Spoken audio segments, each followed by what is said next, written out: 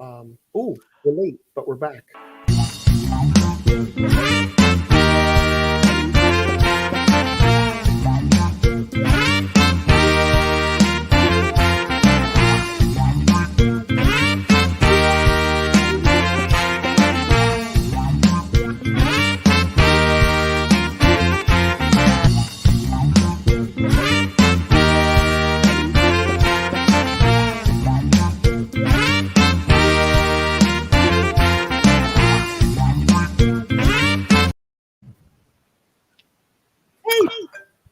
Hey, hey! They found the Geek spot again. Who would have thought?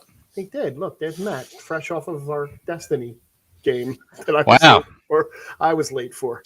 fresh off. Fresh. Oh, okay, there we go. I was double mic'd. Hi, everybody. How are you? Good, man. Hope everybody listening's good. Thanks for finding the Geek spot. The Geek spot. How was your weekend? Ended on a more exciting note than it started, I think. Yeah, a little bit. But it was good and weak. It's been a minute. It has. It's been. So it was good. It was a slow media entertainment week for me.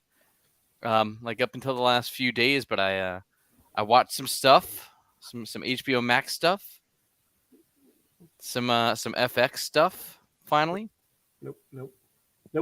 Hi, all the new people and the old people. Yeah. And I caught the most streamed show I just heard. Is it on the Oscars? HBO Max. No. Oh. No, that's the most streamed 15-second clip. We'll get into that in a minute. Yeah, DMZ is the most streamed show right now on all streamers. You mentioned that. I did last week when we couldn't go. I was only one episode in. I managed to finish it. Old like me. All right, here we go. Wow. It was it's good. I recommend it. Okay. It starts really strong and then just kind of goes. Oh, it doesn't start slow and build up. No, it starts really strong. Just general principle of it is based on a comic book series where Rosario Dawson stars, along with Benjamin Bratt, who looks like he's 30 years old. Really? Even does full, could be a Marvel superhero at 60. Maybe he will be. He was already in Doctor Strange. Was he? He was the guy with the broken back in Doctor Strange. Oh crap! That's right. But he's in this with the six pack and the whole 9 yards. Wow. So cool movie about DMZ. They don't get into the backstory much. But there was a world war, and between the free states of America and the United States of America, there's one little spot in Manhattan. Right. That's the DMZ. So it's about somebody that it goes into there to try and I was wondering find somebody they lost. I was wondering if that's because I knew from history in school that the DMZ is the demilitarized zone from I believe it was North Vietnam, South Vietnam, or was it North Korea, South Korea? It's Korea's, yes. It's still there. It's right. Yeah. So they get into that. They get into what would happen in that zone if it had been there for a while. Are there factions, especially in a place like Manhattan that already had boroughs and little segments of it, and how does that play out? So they get into that, which is pretty cool. But yeah, all around good movie. Great cast. I'll put it on my list. Yeah, it's only 4 episodes. Oh, really? Oh, so okay. That actually I will put on my list. Yeah, it's not like a long, oh my god, I'm in it for the long haul. Oh, okay. Yeah, what's that? I finally started What We Do in the Shadows. Yes, you also mentioned that. Started so long ago. You did. You mentioned that. You would love it. Yeah, you hooked me as soon as you said it was like The Office, but for vampires. You got me with The Office hook. There's a documentary film crew that travels around with this house of vampires, and they're familiar. Look, and the guest stars they pull are absolutely nuts. So there was a movie in 2014 that was Taika Waititi. Yes. Starred in with a couple other people. And then this is the spin-off of that. Okay. I'm all fidgety because I'm not settled. But they have a vampire council at one point that includes Tilda Swinton, Paul Rubens, and his full gear from Buffy the Vampire Slayer. Oh. in the late 90s. Okay. And Wesley Snipes joins on Skype. Now, is this like super thin Wesley as Snipes? the Daywalker? They're like as the Daywalker, as Blade. I know you never saw him, but he was in these vampire movies back in the 90s. So he joins as that. That's hilarious. But he has a really shitty Skype connection. Gotcha. So he's a little behind everything going on. Right. And they reference, all these other celebrities and stuff and name drop all these people that were in part of the Vampire Council. It's fantastic. All around the show's great. Super fun. I will actually put that on a list. I got sucked down a couple rabbit holes. How was your stretch? I don't remember Friday night, but it wasn't because I was drinking it. I think it's age now. I don't think I did anything. I went out Saturday night for like an hour and like 15. Then I came home. Look at you. Yeah, just tired. Diet's all messed up. But TV wise, which is what people care about, not my diet and my tiredness. So if you do care, I love you for it. I went down. So I started Superman. I got to the reveal of what was giving him the headaches. That was pretty cool. It's a month old. I don't think it's spoilers anymore. No, it looks like, so I'm assuming, and I haven't gotten like through. I'm not up to the episode where Lucy shows up. I'm the episode before Lucy shows up. Okay. For the first time. Lucy Lane, for those of you that don't know. It looks like it's Bizarro Superman, basically. Yeah. Kind of. Okay. It looks really cool. Nice twist on it. Yeah, Lucy Lane, played by the same actress as she was on Supergirl, which this correct doesn't really seem tied to anymore, but they're going to pretend. Well, I did see that Katie McGrath is coming back as Lena Luthor also. Yeah. I didn't read that totally yet. Not the same Sam Lane. No, a little different, but that's okay. So I'm catching up on that. I started The Flash and I got about 15 minutes in and I just I can't right now. It used to be one of my favorite shows, but my headspace isn't there yet. Well, I think The Flash you started on was... Yeah, you egging me on isn't helping with that one. Look, Barry leveled up. Right. You keep telling me the villain's leveled up too. You keep telling me that and it's not helping. I am watching so Picard has gotten really good. Ooh, shockingly really good. Discovery was great. The season was really, really, really good. My dog is going. I'm going to kill my dog tonight. Well, that's yeah. Yeah. So is Discovery on Amazon yet, or do I need the Paramount Pluses to watch these things? There we go. You didn't hear me yell that, right? I did. Nope. Right. Good. Nope. Good job, Will. It is on Paramount Plus, but I'm watching it on Amazon Prime, so I don't know how I don't subscribe to Paramount Plus as far as I'm aware. Unless you subscribed through Amazon a few years ago. Maybe. I think I'm going to just go to the bank and say I lost my debit card so I can wipe everything. I do want to point out that the production quality we just had was completely equal to a big show last night that had some things they had to do during production to mute people. And I feel like ours was on par. Yes. We're pretty good at that. Let me see the LA Lakers thing on HBO. Sensational so far. Is it? John C. Reilly. So quick backstory. Adam McKay, who was Will Smith's, Jesus, who was on the brain, huh? Who was Will Ferrell's longtime movie partner. They did Step Brothers and they did Funny or Die. It was them. The two of them started Funny or Die together. So when Adam McKay was going to do this Lakers documentary, he did not cast Will Ferrell in it. He actually cast John C. Reilly as what's his name? Mr. Buss. I forget his first name. The coach of the the owner. The owner. The original owner of the Lakers. So watching the first 2 or 3 episodes, Will Ferrell couldn't have pulled the role off. John C. Reilly pulls the role off and they kill it. And it's like a documentary, but they keep breaking the fourth wall and looking at the camera and talking to the camera. So it's like a documentary, but it's definitely expanded for Hollywood. I think I'd seen more that it was Will Ferrell asked to star in it. Right. And Adam McKay was no. And now they don't speak. No, they don't. They broke their partnership. Yeah. That and the only other thing I started watching, which you kind of rolled your eyes at, was on the Peacock network, which is where all the WWE wrestling stuff is. They did this series called Evil, and it's basically about the villains, and they highlight characters. So far, they did Hulk Hogan. It's 8 episodes. They did Hulk Hogan, the Brothers of Destruction, which would be The Undertaker and Kane, Ric Flair, Stephanie McMahon, Sasha Banks, which is a really good one. The Miz, which, believe it or not, was really, really good. Roman Reigns and Randy Orton. So when did Hogan become a bad guy? I remember the NWO. Right, it was right at that time. Got it. And that was the big swerve. Was he came out as the third member of the NWO.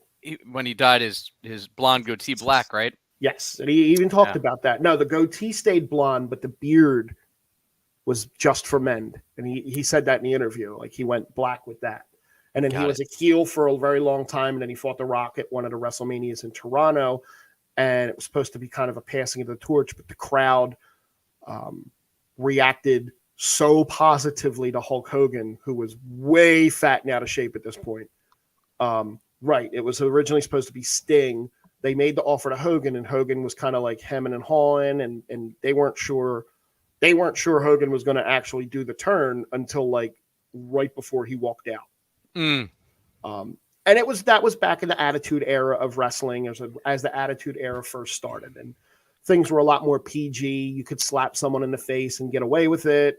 Well, that was when it was the WWF, correct, and WCW, correct. He went to WCW, which is where the NWO happened, right? Correct. That was when I stopped watching wrestling, like right. Maybe a year after. That's when it really got good. Sure. Well, it's wrestling. But anyway, they did. So there's it's like a documentary on these 8 people, and it's a little bit behind the scenes stuff, and it's some pretty common stuff, and then there's some little things. The Sasha Banks thing is really cool. The Miz one was really, really good because he started out on the Real World. See, I'd need one on Jimmy Hart, and then maybe I'd watch. See, Jimmy Hart's still kicking around. It's just amazing to me because he was 100 years old back in the 80s when I watched. Yeah, he's still 100 years old, riding on Hogan's coattails. Oh, Hogan now. He was the honky tonk man back then. No. Jimmy Hart is Jimmy Hart, but he's right. He's Hulk Hogan's manager. He's always been Jimmy the Mouth of the South, always been Hulk Hogan's manager, and he's managed other people. Oh, I remember him being the manager back then. Yeah, you're thinking of 2 separate people. No, Jimmy the Heart with the little suit. With the bullhorn. And the Hart Foundation. The Mouth of the South. The guy that looked like the minister from the... No. That's Brother Love is the minister. No, not that minister. Anyway. Yeah, but yes. With the mullet and the sunglasses. Yeah, no, that's Hulk Hogan's boy. Okay. Yeah. He was never the honky tonk man. The honky tonk man was somebody different. Yeah. But had a guitar and did the Elvis stuff. Yeah. And then stripped down to, Yep. It's good times. Yeah. So before we get into the big thing, so we're kind of like going off in a different path tonight. Instead of doing little bits of news stories and then going into the Marvel and the DC, I have pulled one Marvel thing because there's one Marvel thing coming up. Moon Knight's coming. Yeah. And Moon Knight starts on May 4th. And no, Moon Knight starts Moon Wednesday. Knight's finale. Yes, I'm sorry. Moon Knight's going to be 6 episodes. Each episode's going to be about 50 minutes. Okay. And it's then 6, huh? It's only 6. So it ends on May 4th. I apologize. The finale should hit May 4th, according to this. So it's supposedly going to be outside of like the normal MCU stuff. So it's kind of going to be separate. Like, I'm sure it'll tie in, but it's not one of those, like, if you didn't see this show, you can't see. Which they're due for. I mean, like, they need something that doesn't have to rely on having seen 23 movies already to get where the storyline is. Correct. Because I don't even think after the Loki series you even knew where you were, let alone. No. I missed that page. But so there was another thing something happened last night. the awards. There was an awards thing, I guess. I heard that. I watched some. I mean, so I was watching Guy Fieri's Tournament of Champions till like 10, and then I flipped over, and then right not long after that, they were giving some awards out. I forget what the first one I saw was, but then they did a Best Documentary. Yes. Which, hey, Questlove, man, Philly won it for The Summer of Soul. That's what you're talking about, right? The Philly connection to Summer of Soul? There was. Unfortunately, the list that I have of the Oscar winnings starts at the top. Oh, wow. It starts with Best Picture, which is usually where they end the night. That is where they ended the night. Right. Yeah. So, I mean, I could scroll to the bottom and go from the bottom up. Well, yeah, but I mean, there's a lot of awards that don't matter from there. I think there touched the big ones. There are. There was the big fan moment. Talk about that? The Twitter vote for best cheer in a movie theater that they gave to a movie that wasn't released in a movie theater. I don't get this at all. So do you have the nominees for that up by any chance? The list that I have, this article doesn't have. Let me see if it's in here. Hang on. Best director. So they did a partnership with Twitter. If anybody didn't watch, we'll get to the thing. Don't worry. Yes, Carl. We're getting there. Slow burn. Yeah. So the Speed Force scene, was it? I don't even remember it because it was part of a 4-hour movie that I may have been out on. So here, the top 5 cheer-worthy moments in movies that were offered to Twitter to vote for was The Matrix with Neo dodging the bullets, like the original, like the okay, like which is still the first Matrix, which has been used in movies for 23 years now. Yep. Dreamgirls with Effie, that's Jennifer Hudson singing "I'm Telling You." Avengers Endgame, when the Avengers assemble, not the biggest cheer in that movie, even. No. One of the 3 biggest cheers I've ever heard in a movie theater, though, was that. Yes. The other one was Spider-Man: No Way Home, when the 3 Spider-Men team up. Yep. Would that be when they were swinging and going to woohoo? Yeah. Well, okay. Yeah. Which was fine. Yeah. And then the one that won was Zack Snyder's Justice League, not the one that was in the theaters, right? For the Oscars, the one that was only at home on HBO Max. Yep. So it wouldn't even qualify for an Oscar. The Flash enters the Speed Force, which I think happened towards the end of it. It happened, yes. But I feel like he did it earlier because didn't he go back in time earlier in the movie too at some point? No, if I recall, and it was a lot of hours of movies. I think it was like 9.5 hours of slow motion movie. And I enjoyed it. I thought the movie was great. I believe the world was breaking apart and he went backwards at that point and put the world back together. Yeah. No. That goes back to Zack Snyder's little Twitter fandom. They got his movie cut. Well, that's why they did it. There the we go. world ended in the Flash within the Speed Force to erase that moment. Yes. Yeah, that's not how the Speed Force works. But it is. No, that's how Snyder's world. That's how Zack Snyder's Speed Force works, which we've already proved that Zack Snyder. So they actually. So this was actually an Oscar award. I watched no Oscars. It was a Twitter award that was presented at the Oscars. Okay. They did that and best whatever. And Avengers won, right? Because the fan critics. The Avengers won, right? No. Justice League won. No, Spider-Man won when all 3 Spider-Men Still were. No. Nope. The TV version, the streaming version of the movie poll won. Yeah. Again, not even the best scene out of that Avengers movie. No. The largest cheer I've ever heard was when it cuts back to Cap holding Mjolnir. Yeah, absolutely. It was way bigger than, on your left when Sam and the portal start open. Very close. Very close. But nothing beats the one where Cap. No, not even Spider-Man. And I think Spider-Man was one of the best movies that they put out ever. And the biggest one in there was probably closer to the Matt Murdock reveal or Andrew Garfield walking through the portal.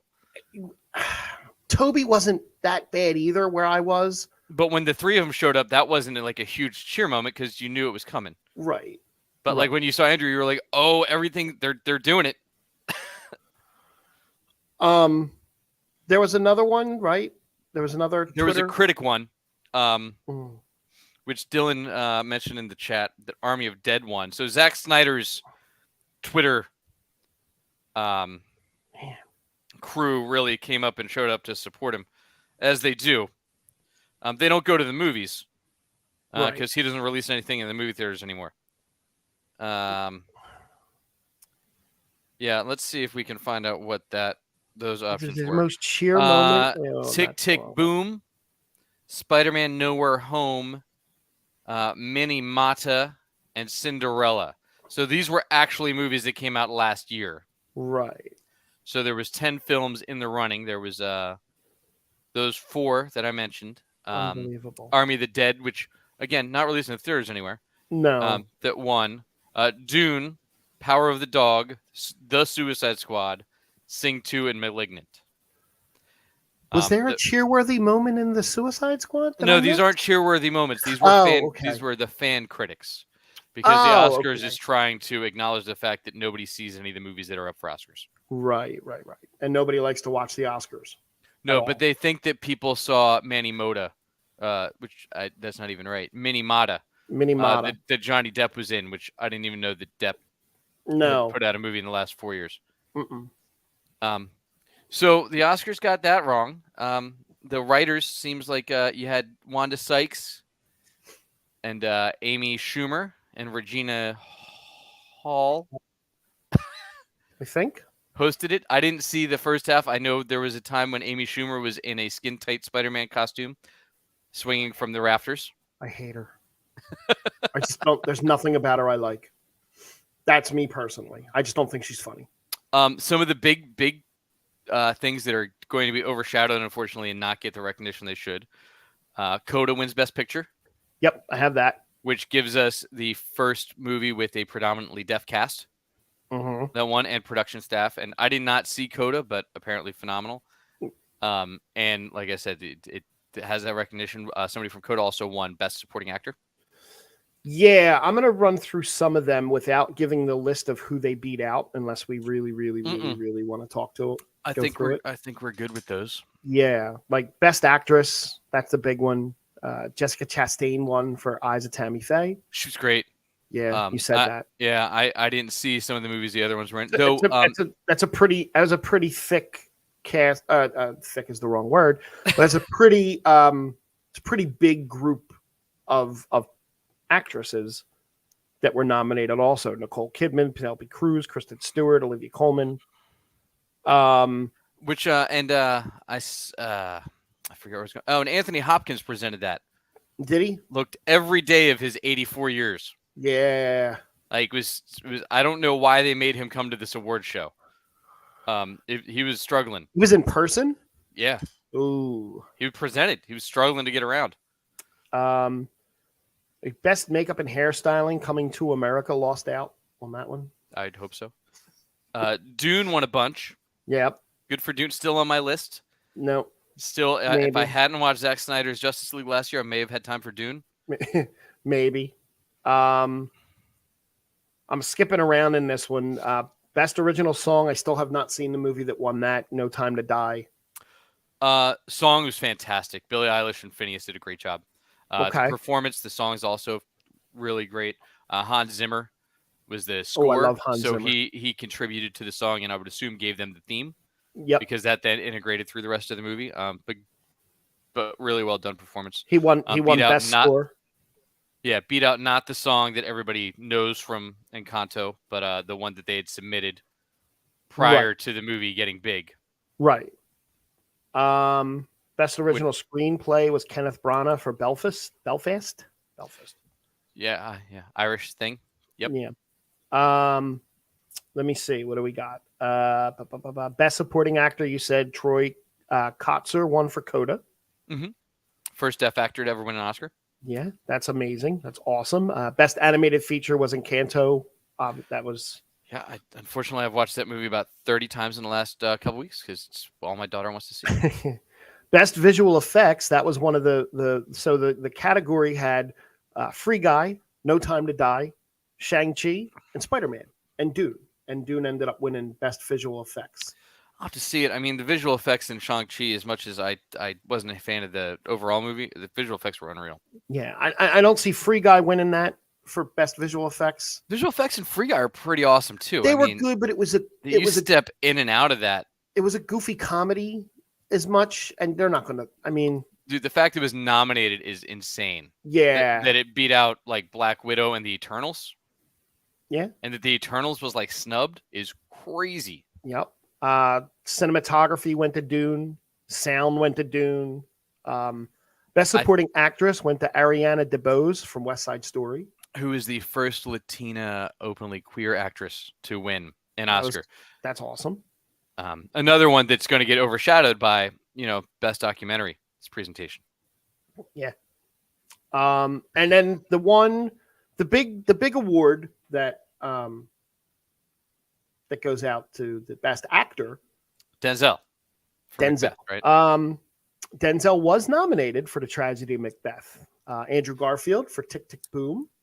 Yeah, Benedict Cumberbatch for The Power of the Dog. Javier Bardem for Being the Ricardos, and Will Smith for The Slap. Yeah, slap balls, the tennis balls. That actually worked. Yeah. I wasn't watching the Oscars, okay, mm-hmm. and I got I'm in a Twitter chat thing for that sports thing that I do. Yeah, and it blew up. Oh, and then a text thread that I'm in blew up. And I went and watched a video, and I caught the Australian feed, which is not edited out for American. No, I saw the Japanese feed first. Okay. Maybe it was the Japanese feed I saw. Which is the same feed, but then after that, then they yell in Japanese everything to translate. Oh, okay. No, I didn't. I saw the Australian. They didn't yell in Australian. No, that would be awkward. That'd be funny. They would just say "mate" at the end of everything. It'd be great. Right. So I made a Facebook post last night. I'm sure you saw. I did see about this that we're going to talk about, and I'm already sick of it. Fair. It has been. It's a solid 24 hours of great memes from the internet, so I appreciate that. Absolutely. So since I watched it, the in live, all that happened was Chris Rock made some jokes, came out, told Denzel, great job in Macbeth, loved it. Made a joke about Javier Bardem and said, look, he's up and his wife's up. If his wife doesn't win or his wife loses, he can't win. Because you can't go home with her losing and you winning. That's even worse than both of you losing. And then he said, you're going to lose anyway to Will Smith. Right. And then he said, oh, Will. So, yeah, I see you and Jada are here. Jada, love the hair. Can't wait for G.I. Jane 2. And then Will laughed really hard at that. He seemed to really enjoy it. Yeah. Because it was funny. It was, but it was go ahead. And harmless. I think, right? Well, in harmless intent. It was not a mean-spirited intent. No, and this is where. Go ahead. You finish. So yes, we did that. So then my TV blipped out, and I was like, I don't know what just happened. It paused something, and then I was like, okay. And then Chris Rock, and then you see Will kind of clipped in for a second. Will Smith walked up, and then it clips back out. You see a little muted blurb of Will talking to the crowd, and those of us that can read lips was like, oh, I think I know what he said. Right. And then it cuts back to Chris Rock saying that was the greatest night of television that people have ever seen. And then he proceeded to give the Best Documentary Award and held his composure together. Missed up one word where he said, we're going to give away a documentary. And which, honestly, the people that hadn't just been bitch slapped. Right. Didn't hold their stuff together quite as well as Chris did. Yeah. No, there's a lot of reactions. Yeah, but let's also consider there's nothing that came out of Chris Rock's mouth that I guarantee you was not passed through the writers in the back before he came out on stage. So I don't know how true this is before I get to my little thought on that. I listen to on satellite radio. I listen to a couple different shows, all on the same channel. I listen to the Jim Norton and Sam Roberts in the morning. They, had their conversation about it. The Bonfire to Vanities comes on in the afternoon. I listen to that sometimes. That's Jay Okerson and Dan Soder. Love Dan Soder. Huge fan of Dan Soder. It's great on Billions. He's phenomenal on Billions, which I think I'm one back now. Yeah. And then there's the Ron Bennington show. Ron Bennington's been around for a long time, and he's really, really good. And he said he alluded that there's a comic that goes on their shows all the time that does a lot of Chris Rock's writing. Mm-hmm. And he alluded to that comic writing that line. That was Rich Voss. Now, it absolutely went through the whoever vets it and looks at it and all that. If Will Smith doesn't go up and slap him in the face, nobody's talking about that joke today. No. That joke is completely ignored, and it is a throwaway line. Now, that being said, when I made my post, I wasn't defending the joke. And I understand people being very upset at what he said. People get upset, and that's fine. The issue I had with that scene was there was a comedian on a stage that told a joke, funny or not, told a joke.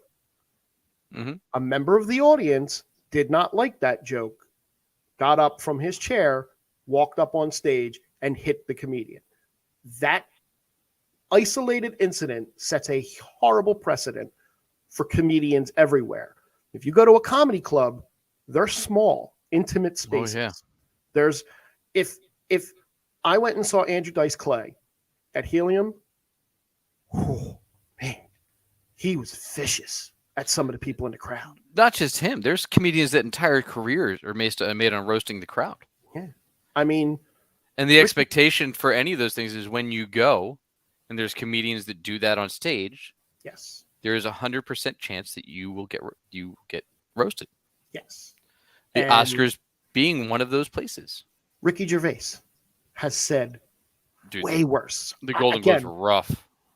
And he called out the Hollywood pedophilia. I am not defending what Chris Rock said. And I tried to make this clear on the post I made. And, I was worried about the message that was sent by somebody in the audience walking up to a comedian that told a joke and hitting him. That's it. That's all I was concerned about. And like I said, though, it wasn't even just Chris Rock. No. I used to listen to when I was commuting, I used to listen to Adam Carolla a lot, mm-hmm. who, when Jimmy Kimmel was hosting the Oscars for a few years, Adam was one of the writers on every Oscar show.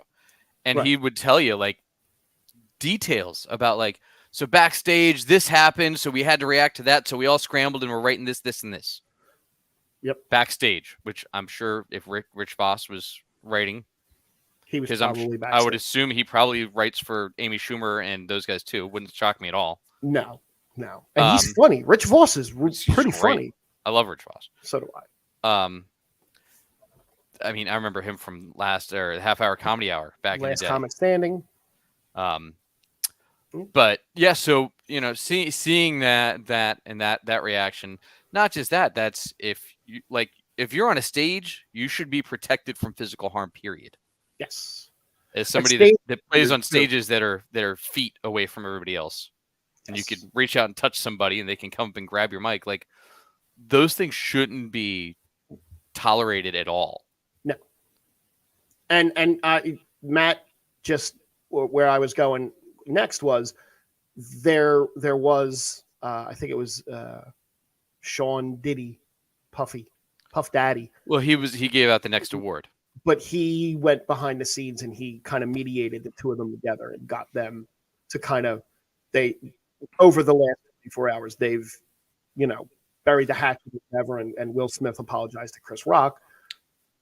Yeah, but yeah, it great. Don't care. But the damage was done. Like in that moment, I mean. Not only that, I mean, we're at the Oscars.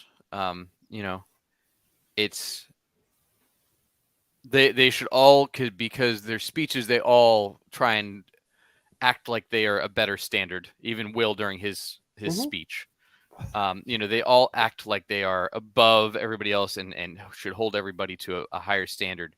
And then you have an Oscars award that's typically been criticized for a lack of inclusion. And then people that represent, the African American community in a big way and have always positively represented it. Yep.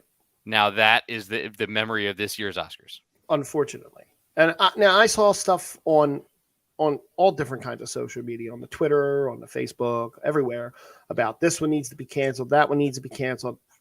Nobody needs to be canceled. Like on one hand, I get it. He was. Whatever she's doing in her life that is in the public eye also, that notwithstanding, and I saw people trying to use that. Well, she's doing this and she's doing that, but whatever. He laughed and she didn't find it funny. And she definitely had to have said something under her breath to him. Yeah. For him to get up and go do what he did. He could have, I think if he had yelled something out and not gone up there, that would have been better. Correct. If he had just yelled, cursed from the crowd, okay, everybody gets it. Sure, go backstage, but punch him in the face backstage. You physically assaulted somebody, right. So well, right now, the Academy, regardless of apologies, the Academy now looking at taking away his first Oscar, his only Oscar, and removing him from the Academy. So they said they weren't going to take away the Oscar, but they are looking at punishment and possibly doing something to him with the Academy. Suspending him, removing him, but they're not going to take away his Oscar. They said that. I don't know. I don't know what the answer is there. All I know is that you should not be able to go up and hit a comedian for telling a joke, whether it's funny or not. There are people that probably found that hilarious. I've seen Joe Matarese, who is savage. Ooh, yeah, he is. To the crowd. We saw him at a local comedy show, 7 or 8 years ago, and yep.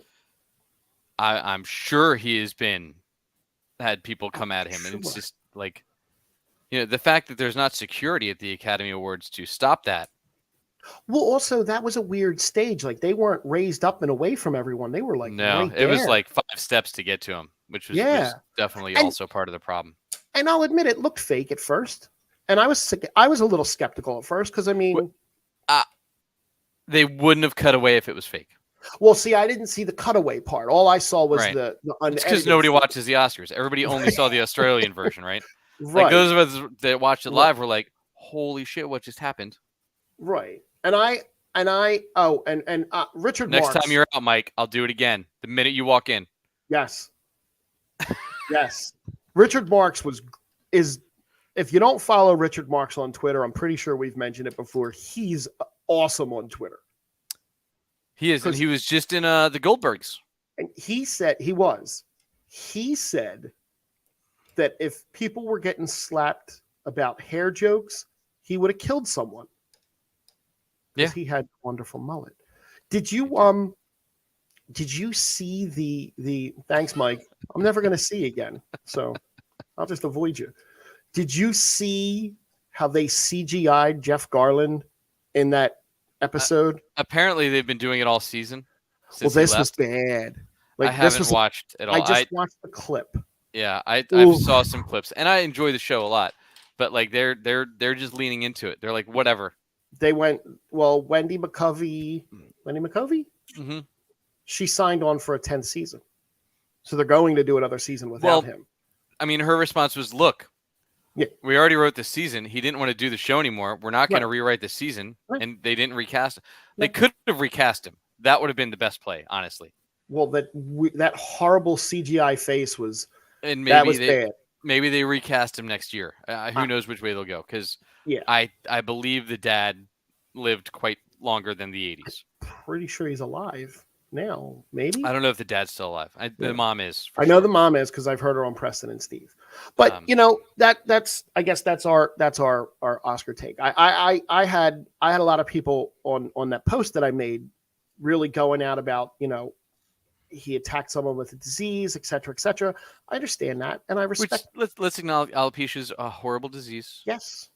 For people to have to deal with. Jada's made plenty of things saying like, all I can do is laugh. Like, it is what it is. Right. For the last 4 years. Look, let me be honest. She looks really good without hair. Like, she's still beautiful.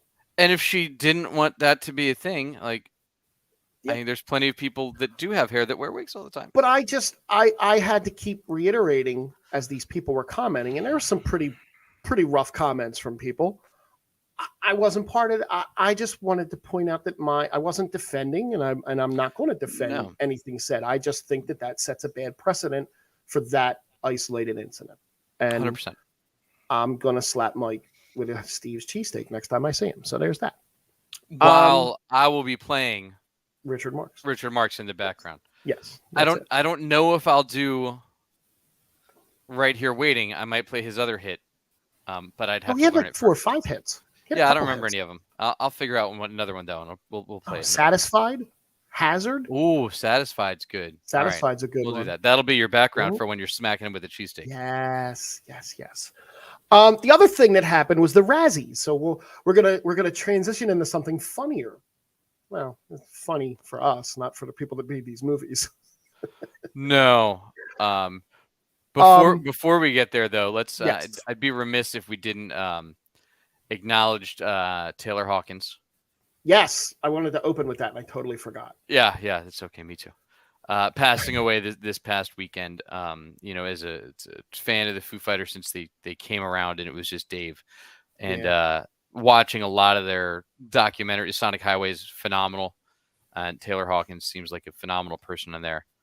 And sometimes, especially for musicians, it's a great show, and when you're on a high, you're on a high, and the lows get low, and then you got to figure out how to stay in that high all the time, and it happens. And he seemed to have struggled with it and done really well for a long time.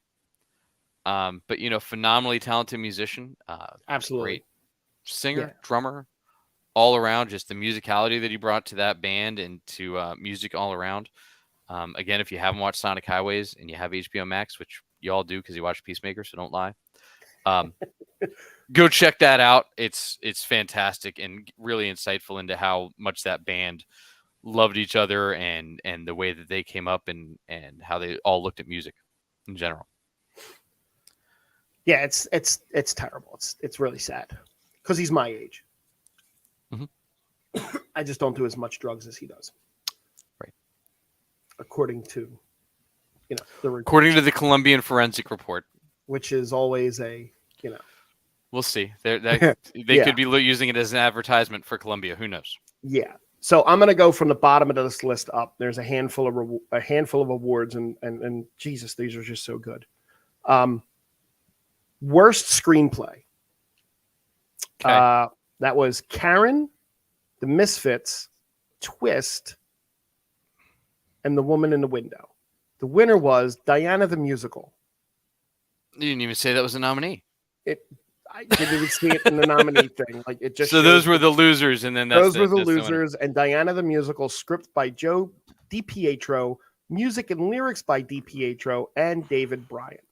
Which sadly, only eligible for all of these things because they made a movie because they had heard it was so bad, and they were still going to make the musical. So now it became eligible for all these Razzies. Well, this is a big winner in the Razzies. It also closed after 2 weeks. Yeah, on Broadway. Worst director, you have Joe Wright for The Woman in the Window, Rennie Harlan for The Misfits, Coke Daniels for Karen. His name is Coke in quotes. It's awesome. Stephen Chbosky for Dear Evan Hansen, and Christopher Ashley for Diana the Musical. Can you guess who won? I'm gonna guess Diana the Musical. Even though if I remember right, I was rooting for the guy that did Dear Evan Hansen. Worst remake, ripoff, or sequel. This is a great category. The Woman in the Window is a ripoff of Rear Window. Oh, all right. Twist, a rap remake of Oliver Twist. Oh dear God. I need to see this, I think. I don't know that you do. Tom and Jerry the movie. Excuse me. Karen, an inadvertent remake of Cruella de Vil. Oh. And Space Jam: A New Legacy. Can you guess the winner? I don't know where you're going there. Is it Space Jam? It is Space Jam. It is Space Jam. I haven't seen it still. The kids watched it. They enjoyed it enough. Worst screen couple. This is my favorite. Tom and Jerry, a.k.a. Itchy and Scratchy, of the Tom and Jerry movie. Ben Platt and any other character who acts like Platt singing 24/7 is normal for Dear Evan Hansen. Oh, I think I said that one. I voted too. Jared Leto and either his 17-pound latex face, his geeky clothes, or his ridiculous accent for House of Gucci. Oh, some good stuff there. Any klutzy cast member and any lamely lyricized or choreographed musical number for Diana the Musical. Oh, they're in this category. That can't go well for everybody else. LeBron James and any Warner cartoon character or Time Warner product he dribbles on for Space Jam. I don't know if they're going to spread it around and do it. I mean, Dear Evan Hansen, I feel like still deserves one, but I don't think it's going there. Where do you think it's going? It's got to go to Diana, I would assume. You're wrong. Oh, no. Who? It goes to LeBron. Oh, wow. LeBron won worst screen couple. LeBron and a basketball is worst on-screen couple, huh? Yeah. This one actually might be my favorite category. Worst performance by Bruce Willis in a 2021 movie. This is a special category. Do you know how many movies he put out last year? You have Bruce Willis in Survive the Game, Out of Death, Midnight in the Switchgrass. These are all separate movies.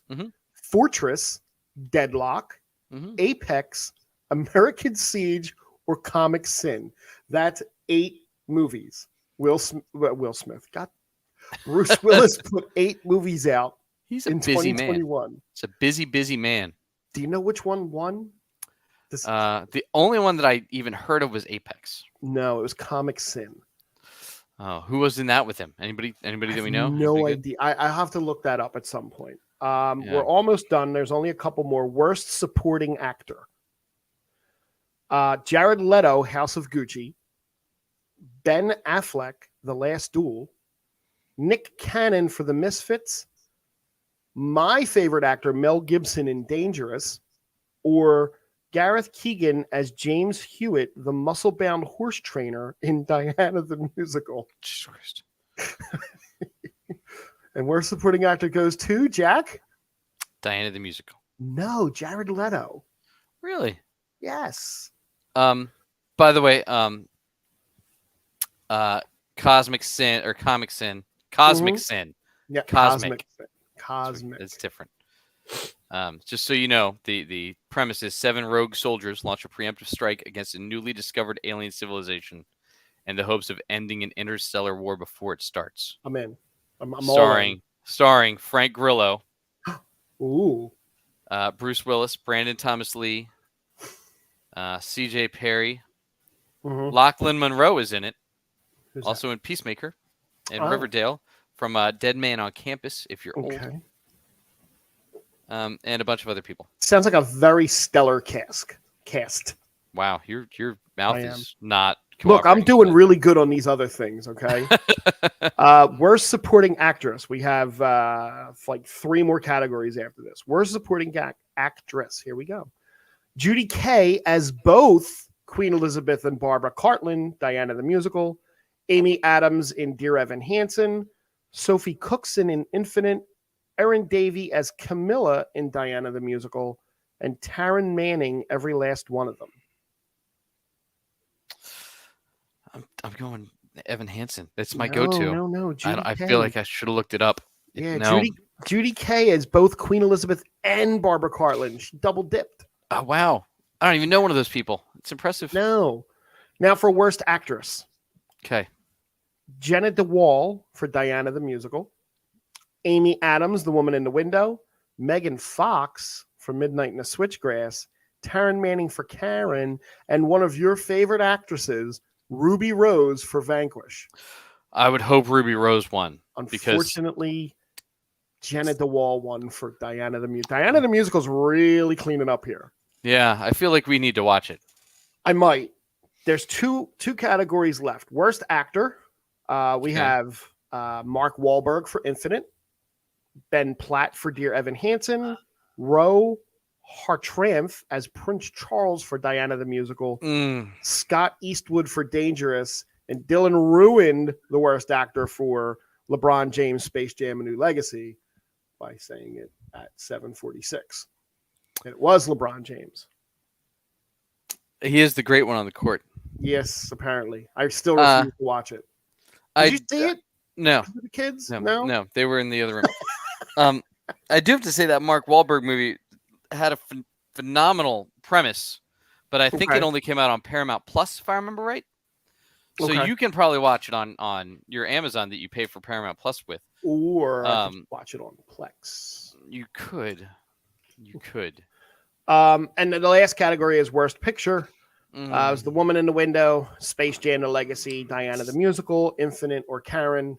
I feel like we know it's in Diana the Musical. Pretty much. Diana the Musical actually cleaned up at the Razzies this year. Cleaned up. Nice. So I did start reading. Go ahead. No, what do you got? I was going to say one of the things that they did screw up at the Oscars this year, aside from the other thing that they didn't mention Bob Saget in the memoriam. So I didn't see that. I caught the tail end of it because I was busy searching Twitter. Right. To watch. I only know because I didn't watch any of it. They did, however, have a thing at the end that said for further remembrances of people, click this link. Oh, and I think they did like a full one online and had a truncated one during the show because that's kind of lame, though. I mean, that's one of the things that people watch for, honestly, is the in memoriam. Right. That's kind of lame. So I would think that he was honored there, but I don't know for sure. I also don't know. He was in Dirty Work. He directed Dirty Work. He was a director and an actor. Forgot about that. One of the best movies of all time. Yeah. Half-Baked? No, Dirty Work. Oh. Thought his cameo in Half-Baked. Yeah. What he does for cocaine. Yeah. So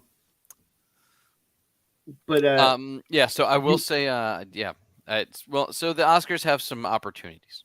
Let's go with that. The Razzies could get a little. I mean, I don't want them to get slapped, but they could go with a few more movies that maybe people saw that were horrible, like the fact that Eternals wasn't up for a lot of those. No, a little surprising. That's all right. I'm okay with that. Which I watched the Assembled for Eternals a week or two ago, and I'm like, these guys have a totally different movie that they made than the one that I saw, because they make it sound like it's phenomenal. And like it was a really great movie, and I'm like, I might have to watch this again because it sounds like it was great. No, I'm not gonna watch it again. I'll watch the Batman before I watch that again. Oh. And I love the Batman. It was just long. It's so long. I did, in preparation for Moon Knight, I did start reading the latest run. I don't remember if I talked about that on here or not. No, I don't think you did. Jimmy, is that a hi or is that a slap emoji that you just put in the chat there? You missed all that though, so you can come back. Listen back in a few minutes. I think it's from the 35-minute mark to like the 45-minute mark probably that we talked about. Yeah, dude, it's snowing. It is snowing. I do have to today wish a happy birthday to my mom. Which I mentioned to you earlier, but then we kept jumping into topics I didn't feel like affiliating her with, and her birthday, because I gotta thank her for putting up with me being into all of this stuff for all those years. I think she's out to dinner tonight, so I don't know if she joined live, but I'm sure she'll watch. And putting up with carrying like 40 boxes of comic books cross country, and then to multiple houses that she lived in until I finally had room for them. Happy birthday to your mom. Yeah. Jimmy, I know you haven't heard enough about it, so what I'm going to do for you is I'm just going to flood you with memes. I'll find every meme I can, and I'll just keep sending them to you. That's how we'll fix this. That'd be helpful. I have a pretty good backlog, too. If you run out, just let me know.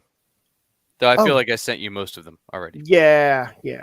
I got to a point where I was just like, ugh. So next week we got Moon Knight coming up. So take the chance to go see Moon Knight or watch Moon Knight at home. I'll be caught up. Morbius comes out Friday. I know everybody's waiting with bated breath. It's not getting good reviews. So not looking no. Like really looking not good. Depends on what you go into expecting, though. If you go in expecting like a B horror movie, or probably a good great. Movie? It's probably, well, yeah, but look, a B horror movie and a good movie have two very different meanings, but can both be enjoyable. This is true. Dylan knows what I'm talking about. Yes, Dylan's a big fan of the horror movie. One thing I want to mention before we go, our other friend Jack that usually pops in and makes fun of me early in the show or takes subtle shots. He is part of a band, is a U2 tribute band called Mysterious Ways, and they are playing for us local people at Cooper's Riverview, formerly Kathmandu Trenton, for those that remember. April 14th from 7 to 10. If you like U2, pop out and see these guys. They only got to play one show before COVID hit, and they never got back on stage. They're really good. They were really good. Yeah. And Jack mentioned it on one of our posts, and I just wanted to kind of throw that out there and in with all of our other plugs. Yeah, Frank was at that one show. The one, it was great. It really was great. Cooper 2 Kennedy. No, Jimmy. And stop with the Jared Leto. I mean, look, he was phenomenal in that one movie. What movie? I don't know, but I'm sure it wasn't a Zack Snyder movie. No. Definitely was not a Zack Snyder. But I digress because we're going to go down a rabbit hole with Jimmy if I keep going. That's fair. All right. So hey, drop us a line, drop us a review on iTunes if you get a minute. Just go in and hit review. Give us a 5-star rating if you get a chance, and tell all your friends to do the same. Thank you, guys. And thank you all for finding the Geek Spot. And ladies, if you're out there watching also. Bye.